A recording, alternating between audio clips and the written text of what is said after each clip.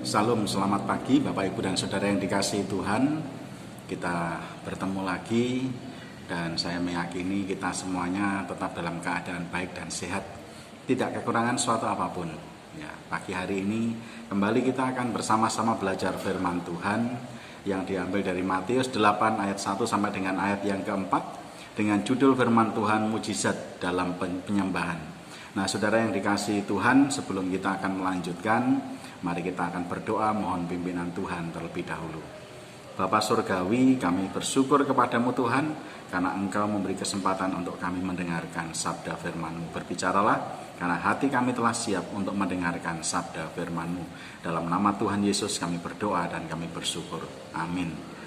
Saudara yang dikasihi Tuhan, coba ketika kita membayangkan orang-orang yang mempunyai penyakit yang serius, ya, punya penyakit yang sangat-sangat menular, misalnya seperti itu. Ya. Ketika mereka harus diasingkan, mereka dikucilkan, mereka harus dipisahkan dengan komunitasnya, mereka harus berada dalam kesendiriannya dan tidak diizinkan untuk berinteraksi dengan siapapun dan berada dalam kesendirian yang sunyi, harus menahan rasa sakit dari penyakit yang dialaminya. Kemudian dia menderita secara luar biasa. Tentu itu bukan perkara yang mudah ketika harus menjalani hidup seperti itu. Ya. Seandainya itu menimpa kita, saya bisa membayangkan mungkin kita sudah putus asa dan kita akan berteriak lebih baik aku mati, lebih baik aku mati. Ya. Tetapi ketika kita ini berada dalam posisi seperti itu, mempunyai penyakit yang serius, kita diperhadapkan kepada kesendirian dan kesunyian hidup kita ini, ya, harus berada dalam pengasingan, jauh dari orang banyak, jauh dari keluarga kita. Kira-kira apa yang diharapkan? Ya. Sedih pasti, ya, menderita apalagi, ya. Tetapi kira-kira dalam kondisi seperti itu apa yang diharapkannya? Uangkah? Makanankah? Ya. Pekerjaankah? Dia tidak membutuhkan semuanya itu. Mungkin saudara juga tidak membutuhkan hal itu, ya. Tetapi yang diperlukan apa? Satu yang dia butuhkan adalah sembuh, ya. Mau ditawari makanan enak, seenak apapun, ya, semahal apapun harga makanannya itu, dia tidak akan pernah menerima itu, karena bukan itu yang dibutuhkannya, ya. Dikasih uang untuk apa? Dia tidak boleh berinteraksi dengan banyak orang, ya. Dikasih pekerjaan apalagi, ya. Pekerjaan apa yang akan membuat dia bisa bekerja dengan baik dengan kondisi sakitnya? Ya. Yang dia butuhkan hanya satu, yaitu kesembuhannya. Ya. Kesembuhan yang sangat diharapkan dalam kehidupannya. Nah, kalau kita melihat di dalam Matius 8 ayat 1 sampai dengan ayat yang keempat ini, dengan judul perikop Yesus menyembuhkan seorang yang sakit kusta, kita dapat melihat pelajaran yang sangat luar biasa. Ya. Dari orang yang punya penyakit kusta ini, ya. Orang yang sakit kusta ini tidak sama dengan kusta yang kita bayangkan pada zaman sekarang ini, ya. Penyakit kulit yang dialami pada zaman itu ini merupakan penyakit menular, ya, yang sangat serius, sehingga siapapun tidak boleh menyentuh atau bersentuhan dengan dia, ya. Di dalam peraturan-peraturan hukum Taurat, ya, menurut hukum Taurat, para penderita penyakit kulit yang menular seperti ini, dia ini dianggap najis, ya. Tidak diperbolehkan untuk mendekati orang sehat, tidak boleh masuk ke rumah pertemuan orang Yahudi, kemudian mereka harus tinggal di luar kampung atau di luar kota, berada di dalam kesendiriannya, ya. Orang yang sakit kusta yang diceritakan dalam Matius 8 ini, dia berada di dalam tekanan yang luar biasa, tekanan hidupnya. Karena penyakitnya ini menyebabkan dia harus berada dalam pengasingan, ya, jauh dari orangnya, orang banyak, jauh dari keluarganya, jauh dari teman-temannya, jauh dari kerabatnya, dan jauh dari semua orang, ya. Dia harus berada dalam kesendiriannya untuk menahan rasa sakit yang dia alami. Nah, saudara yang dikasihi Tuhan, dia ini menjadi salah satu dari sekian banyak orang yang telah mendengar dan melihat kuasa Yesus yang bekerja luar biasa dalam melakukan mujizat-mujizatnya. Mujizat yang sangat dahsyat dan luar biasa yang dialami oleh Yesus, yang dikerjakan atas semua orang-orang yang mengikut dia. Nah, kedatangan orang kusta ini kepada Yesus ini bukan untuk mencari makanan, bukan untuk mendapatkan uang atau pekerjaan, bukan untuk mendapatkan kekayaan apapun, bukan materi yang dia cari untuk dia mendatangi Yesus. Ya. Dia memberanikan diri untuk datang kepada Yesus, ya, karena dia mempunyai satu kebutuhan yang harus dipenuhi. Tidak ada siapapun yang bisa menyembuhkan, tidak ada siapapun yang bisa memberikan kepadanya kesembuhan itu selain daripada Yesus, yang dia yakini dan dia percaya Yesus sanggup untuk memberikan kesembuhan kepada dia. Satu hal inilah yang menjadi prioritas dalam hidupnya. Kebutuhan yang paling dia cari adalah kesembuhannya. Ya. Mungkin kalau dengan sehat, dengan sembuh, dia bisa bekerja, dia bisa mencari uang, dia bisa melakukan segala sesuatu dengan baik. Nah, kalau dia sakit, tentunya tidak bisa bekerja. Ya, kalau ada orang yang berbelas kasihan kepada dia, ya kalau ada orang yang memperhatikan dia, kalau tidak, ya tentunya dia akan semakin menderita di dalam hidupnya. Nah, firman Tuhan di dalam ayat yang ketiga mengatakan, ya, lalu Yesus mengulurkan tangannya menjamah orang itu dan berkata, aku mau, jadilah engkau tahir. Seketika itu juga tahirlah orang itu daripada kustanya. Ya. Kesembuhan yang diharapkan oleh orang yang punya penyakit kusta ini dialami, terjadi dalam kehidupannya. Mujizat yang luar biasa menjadi satu hal yang membuat orang ini sehat kembali, dipulihkan, bersih. Ya. Kalau di dalam bahasa Inggrisnya dikatakan ini clean, artinya sudah bersih semuanya. Tidak ada satupun sisa-sisa dari penyakit kusta yang ada di dalam tubuhnya. Nah, kita bisa membayangkan, ya, semudah itukah kesembuhan yang dialami oleh orang yang punya penyakit kusta ini? Ya. Kita perlu melihat untuk proses yang luar biasa yang terjadi, bagaimana mujizat itu dialami oleh orang yang punya penyakit kusta ini. Ya. Kita berharap, Tuhan, aku mau sembuh, sudah. Terus kemudian Tuhan secara tiba-tiba, celing, kamu sembuh. Ya. Semudah itukah yang terjadi dalam kehidupan orang yang punya penyakit kusta ini? Ya. Perhatikan ayat yang kedua. Firman Tuhan berkata, maka datanglah seorang yang sakit kusta kepadanya, lalu sujud menyembah dia dan berkata, Tuhan, jika Tuhan mau, Tuhan dapat mentahirkan aku. Ya. Dia datang kepada Yesus. Datanglah seorang yang sakit kusta kepadanya, lalu sujud menyembah dia. Sampai titik ini perhatikan kata sujud menyembah dia. Ya. Kesembuhan yang terjadi dalam hidupnya berawal dari sikap hati orang yang punya penyakit kusta ini, yaitu sujud menyembah dia. Sujud menyembah kepada Yesus. Ya. Kata menyembah memiliki arti yang sangat luar biasa. Kata menyembah ini berarti mengeluarkan, menghabiskan, mencurahkan dalam arti yang baik. Ya. Menyembah juga berarti fokus kepada. Di sini kita dapat melihat bahwa penyembahan yang benar menjadi kunci terjadinya mujizat dalam hidup orang percaya. Ya. Yang dialami oleh orang yang berpenyakit kusta ini, ketika dia ini sungguh-sungguh mengeluarkan semua yang terbaik dalam hidupnya untuk dia curahkan di dalam penyembahannya kepada Yesus. Menyembah Tuhan dengan benar berarti mengeluarkan semua perbendaharaan yang baik dari hidupnya untuk Tuhan. Menyembah yang benar berarti menghabiskan banyak waktu. Ini bicara tentang kuantitas, tentang durasinya. Kalau kita berpikir, ya sesaat saja aku menyembah Tuhan, di hari Minggu selesai, sudah itu saya akan mendapatkan apa yang saya inginkan. Enggak semudah itu. Ya. Apa yang terjadi dengan kehidupan orang yang penyakit kusta ini? Dia menghabiskan banyak waktu untuk memuji dan menyembah Tuhan.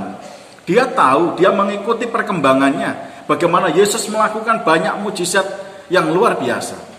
Dia mempercayai dialah Yesus yang sanggup akan memulihkan penyakitku ini. Ya.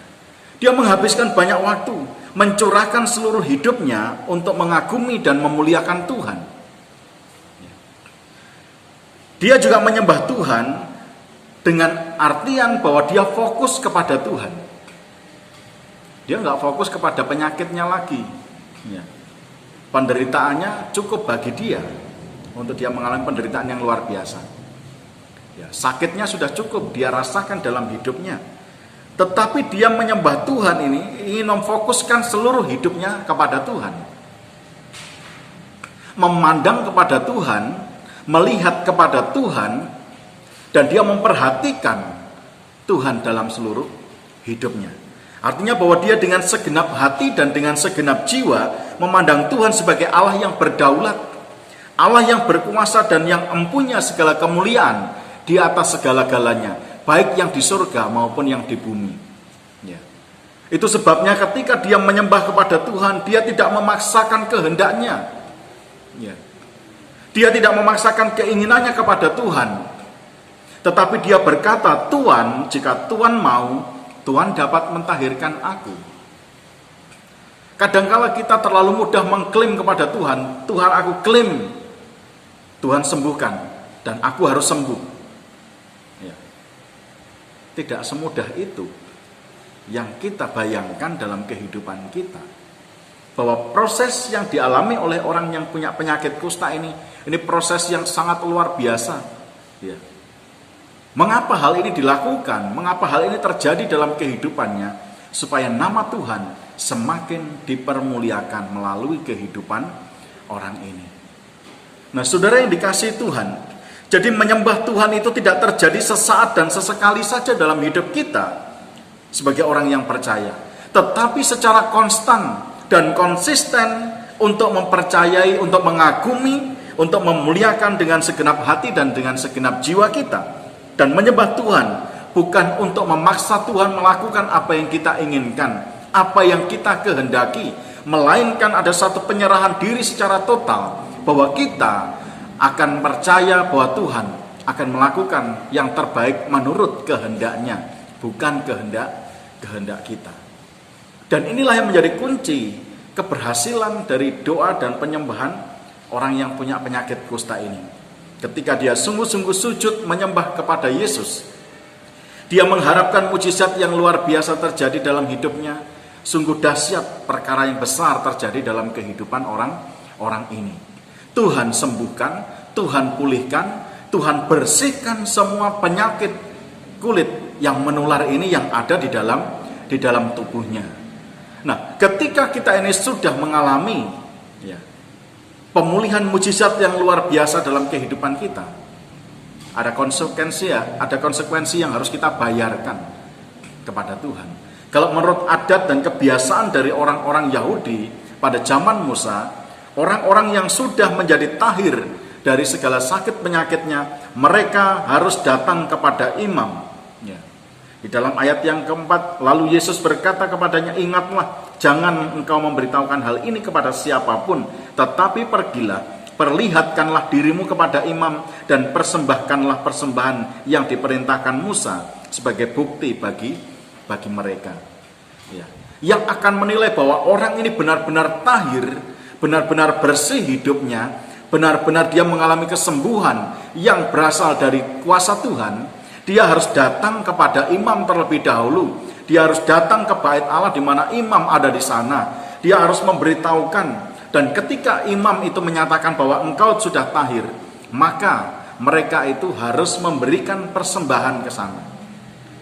Konsekuensinya di situ. Ya. Tuhan sudah sembuhkan, Tuhan sudah tahirkan, Tuhan sudah memberikan pemulihan. Ya. Balasannya, kita harus memberikan persembahan sebagai ucapan syukur kita. Persembahan sebagai balasan yang menjadikan ucapan syukur karena Tuhan telah melakukan pekerjaan yang besar. Tuhan sudah membuat mujizat yang luar biasa dalam kehidupan kita. Tetapi sayangnya banyak orang Kristen yang sudah diberkati Tuhan, yang sudah dipulihkan oleh Tuhan dari sakit penyakitnya, yang sudah disembuhkan dari segala penyakit yang mereka alami. Mereka yang diberikan Tuhan kekuatan untuk pulih dari segala ancaman penyakit yang merenggut nyawa mereka, mereka lupa akan Tuhan. Ya. Sedangkan ini menjadi satu kebiasaan yang dilakukan oleh orang-orang Yahudi, bahwa jika mereka benar-benar sudah mengalami kesembuhan dan pemulihan dari Tuhan, mereka harus datang ke bait Allah. Mereka harus datang kepada imam, dan ketika imam itu sudah menyatakan engkau tahir, engkau sehat, engkau pulih, maka mereka harus mempersembahkan persembahan syukur di hadapan Tuhan yang akan dikerjakan oleh imam. Dan itu dilakukan di rumah Tuhan, bukan di rumah-rumah mereka. Nah, saudara yang dikasihi Tuhan, ingatlah apa yang telah Allah kerjakan dalam kehidupan kita. Mungkin kita mempunyai pergumulan dalam kehidupan kita. Mungkin kita mempunyai banyak persoalan dalam kehidupan kita. Mungkin kita seperti orang-orang yang punya penyakit kusta yang menular, kita harus diasingkan, kita harus dikucilkan, dijauhkan, tidak boleh berinteraksi dengan siapapun juga. Ingatlah, ketika kita sungguh-sungguh menyembah Tuhan dengan benar, maka Tuhan akan menurunkan kuasanya. Tuhan akan menyatakan kuasanya yang penuh kepada kita. Tuhan akan memulihkan kita. Mujizat akan terjadi dalam kehidupan kita. Nah, saudaraku yang dikasihi Tuhan, mujizat dapat dialami siapapun juga. Kepada orang-orang yang percaya kepadanya, di mana seluruh hidup dan waktu dipergunakan sebagai sarana untuk menyembah Tuhan, yang dilakukan secara konstan dan tetap konsisten di sepanjang umur hidupnya, maka Tuhan akan berkenan menyatakan kuasanya, rahmatnya kepada orang-orang percaya yang sungguh-sungguh memberikan seluruh hidupnya, waktunya, banyak menghabiskan semuanya itu untuk menyembah Tuhan. Berikanlah waktu terbaikmu untuk memuji Tuhan. Berikanlah waktu terbaikmu untuk mengagumi Tuhan, untuk memuliakan Tuhan, dan untuk mempercayai Tuhan secara konsisten. Ya. Fokuslah di dalam kehidupanmu, fokusnya kepada Tuhan. Ya. Benar-benar memandang Tuhan sebagai Allah yang berdaulat, Allah yang layak untuk dipercayai, Allah yang sanggup melakukan segala tanda dan mujizat dalam kehidupan kita. Carilah Tuhan bukan hanya di saat kita membutuhkannya saja, tetapi di sepanjang waktu, di saat-saat kita harus menjalani kehidupan kita yang panjang ini. Carilah Tuhan senantiasa dalam hidupmu. Dan ketika Tuhan memberkati seluruh hidupmu, Tuhan memberikan kesembuhan, kesehatan, kekuatan, ingatlah akan Tuhan. Berikanlah persembahan syukur kepada Tuhan yang diberikan kepada imam-imam, yang disampaikan di dalam rumah Tuhan. Ingatlah akan hal itu. Kiranya firman Tuhan pada pagi hari ini menguatkan kita dan mendorong kepada kita untuk lebih banyak waktu kita menghabiskannya untuk menyembah Tuhan. Di saat kita bekerja, bekerjalah bukan untuk uang dan makanan, tetapi bekerjalah untuk kita ini memuliakan Tuhan. Itu penyembahan kita. Dan di saat kita melakukan apapun, luangkan waktu untuk kita ini mau bersekutu dengan Tuhan, berdoa, menyembah Tuhan, sujud kepada Tuhan, dan tersungkur di hadapannya dengan segenap hati dan jiwa kita, mempercayai Tuhan di dalam seluruh kehidupan kita. Kiranya Tuhan memberkati kita sekalian. Amin. Mari kita berdoa. Terima kasih Tuhan untuk firman-Mu yang telah menguatkan kami. Kiranya Tuhan akan terus menolong kami sehingga kami ingat akan Tuhan di sepanjang hidup kami. Senantiasa menyembah Tuhan di dalam kami bekerja, beraktivitas, di dalam melakukan apapun, kami akan senantiasa mengingat Engkau dan mencari Tuhan di sepanjang hidup kami. Terima kasih Tuhan, ajar kami untuk merendahkan diri kami, sujud di hadapan-Mu dengan ucapan syukur kami. Terpujilah nama-Mu. Dalam nama Tuhan Yesus kami berdoa dan bersyukur atas firman-Mu ini. Amin.